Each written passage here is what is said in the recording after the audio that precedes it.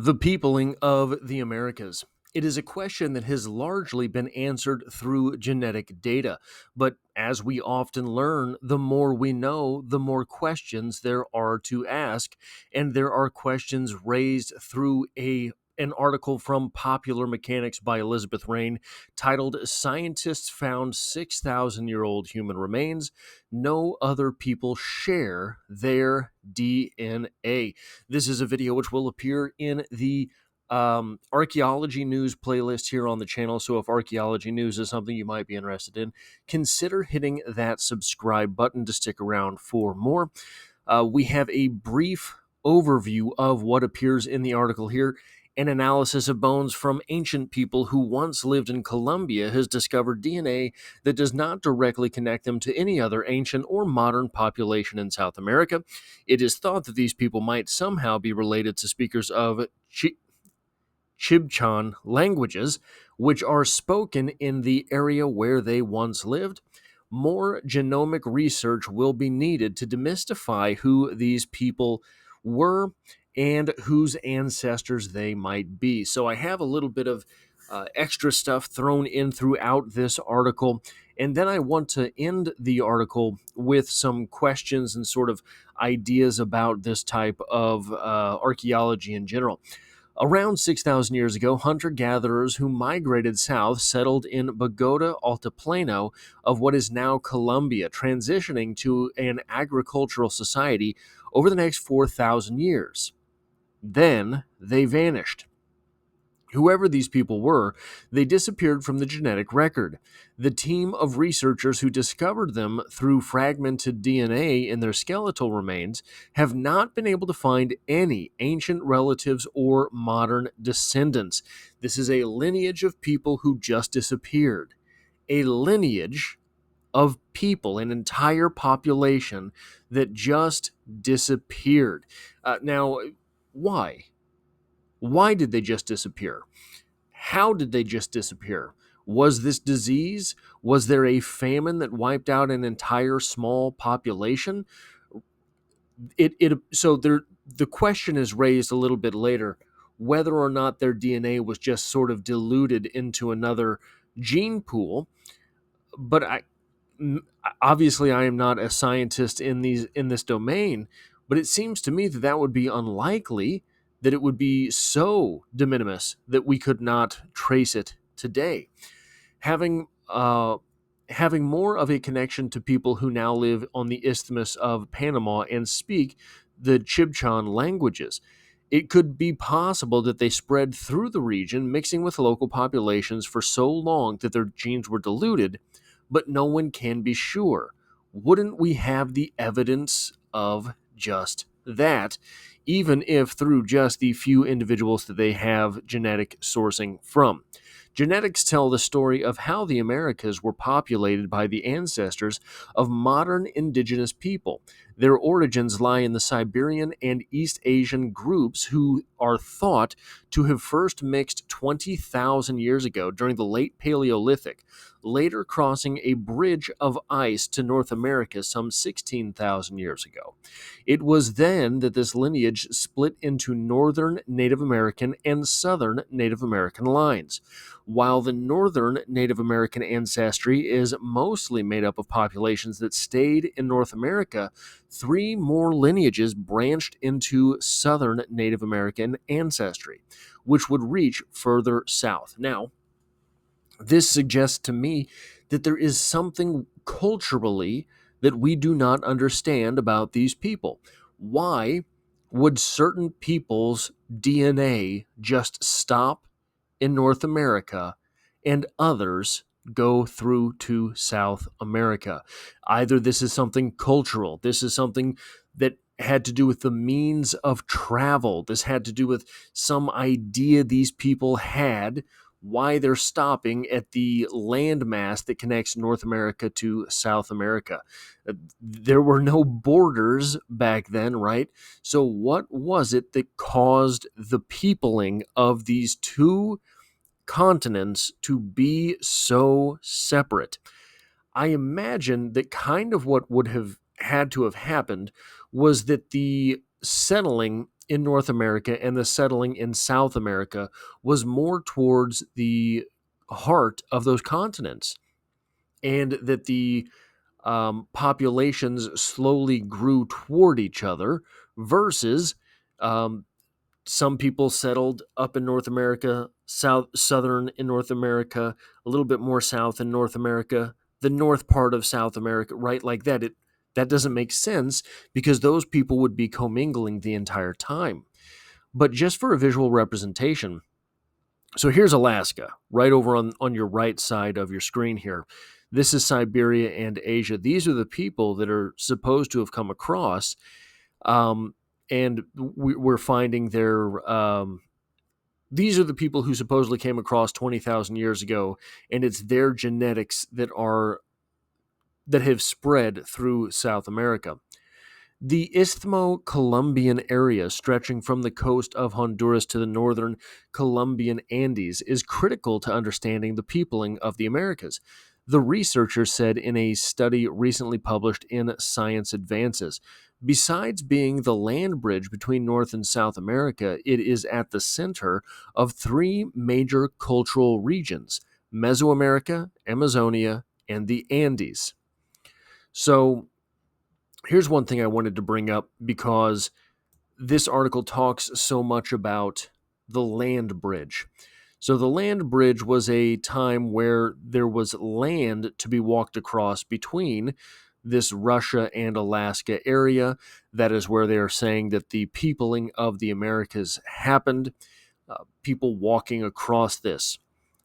Is that possible? How do you walk from, we'll just make it easy, from here to the tip of South America? Well, I asked ChatGPT because ChatGPT is my only friend. If you were to start walking in northern Alaska, say from Prudhoe Bay, and walk all the way to the southern tip of South America, specifically Ushuaia, I have Ushuaia. I have that is a new word to me. Argentina, you'd be covering a distance of roughly 15,000 miles. This would take you along the route known as the Pan American Highway, although not literally, since you'd be walking, not driving. Realistic walking estimate: average walking pace 3 miles an hour, walking 20 miles a day. It would take you 750 days, which is a little over 2 years of walking every day, with rest, logistics, terrain, border crossing. 3 to 5 years is more realistic. Border crossing, obviously, would not have been necessary for these people, but this gives us an idea of the fact that, yeah, it was very possible to do. How realistic was it to do on foot? I think that probably there was more boat making than what it is we were giving these people credit for. And that one of the theories I've seen is that the migrants would have skimmed along the coast of the continents and found themselves in South America. Now, probably easier to cover 20 miles per day in a small boat than it is on foot. Probably it also keeps you from participating in those activities which would require you to stop for childbirth, etc. Each southern Native American lineage can be traced back to its earliest ancestors. There is one line descending from the Anzac I individual discovered in 1968 when construction workers unearthed a 12,700-year-old skull of a child belonging to the Clovis people. The Clovis people, those were the earliest known peoples in America. These are people, again, from Asia, from Siberia. I was blanking on the word Siberia for some reason. This young boy is related to modern indigenous people from North, Central, and South America. Another lineage that is found in the Central Andes comes from ancient people living in California's Channel Islands. Yet another lineage, also descended from the Clovis population, is associated with the oldest Central and South Americans from Belize, Brazil, and Chile. When exactly these populations appeared in Central and South America is still mostly unknown, but they must have arrived by traveling over the land bridge that connects the southernmost part of Central America to the South American subcontinent. There's also a linguistic connection. Speakers of Chibchan languages share some genetic and cultural aspects with the mysterious people who cannot be traced directly to any population. I skipped a little forward in the article here. By studying both mitochondrial DNA, mtDNA, and genome wide data from 21 ancient individuals who lived in this region from 6,000 to 500 years ago, the researchers were able to find out some information about who they were, but not all the answers.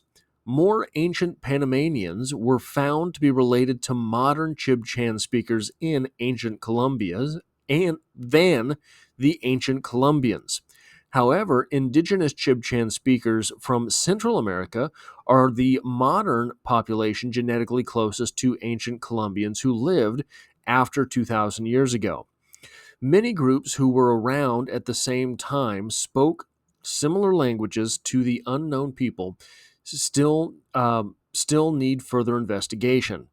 Ancient genomic data from the neighboring areas along the northern Andes that have not yet been analyzed through ancient genomics, the researcher said, such as Western Colombia, Western Venezuela, and Ecuador, will be pivotal to better define the timing and ancestry sources of human migrations into South America. So, an interesting find here. Isolated genetic samples suggest different migratory patterns. The Americas were not populated in one fell swoop. People kept coming. In my opinion, this sort of dispels the land bridge idea. People kept coming to the Americas, but why? During this time, this type of travel would have been absolutely devastating, and especially through the areas where these people were traveling. I don't know exactly. I mean, this would have been treacherous, and you would not have had the easy hunt and kill.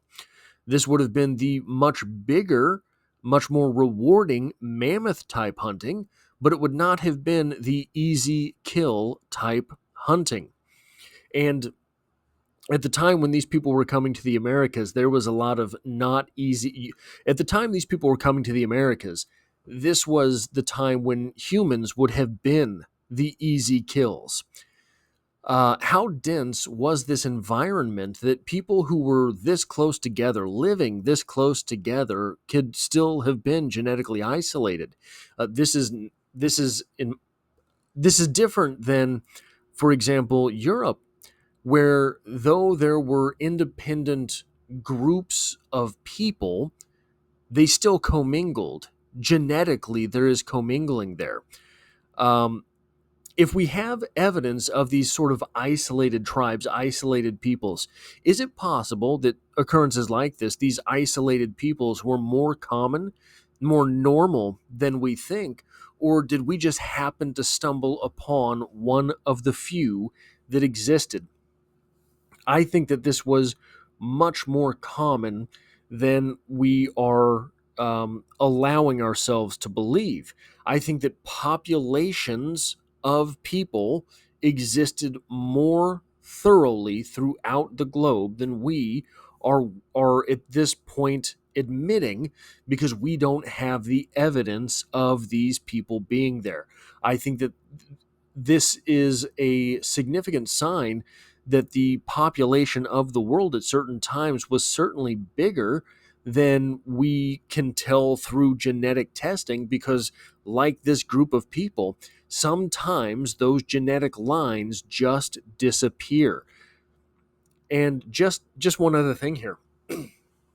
For reference sake, in 4000 BC, when these people were isolated, in 4000 BC, Egypt was not yet unified, and it would not be unified for another 1,000 years.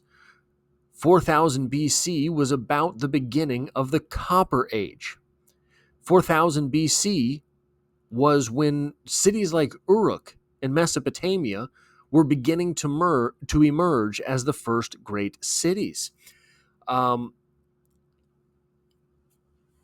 point all that out to make the point that there were already peoples, getting isolated and lost in the quote-unquote New World.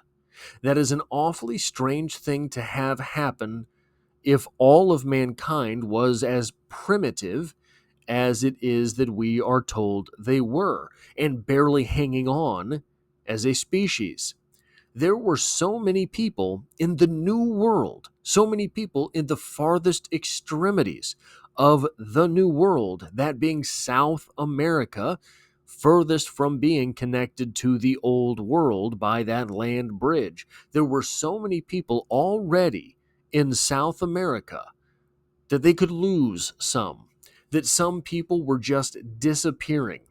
So maybe this isn't alternative history, alt-hist. Maybe this isn't conspiratorial theory, but I just think that we're the more we know, the more we learn. There are other questions to ask, and I think the more situations like this that we find, we're realizing we don't really have a great understanding of how the world used to work. That is all I have for this video. If you like, appreciate this sort of thing, hitting a like button really does help me out. And if you were into archaeology news, I try to do this thing pretty regularly on the channel, so consider hitting the subscribe button to stick around for more. And as always, I hope to have you back for the next one.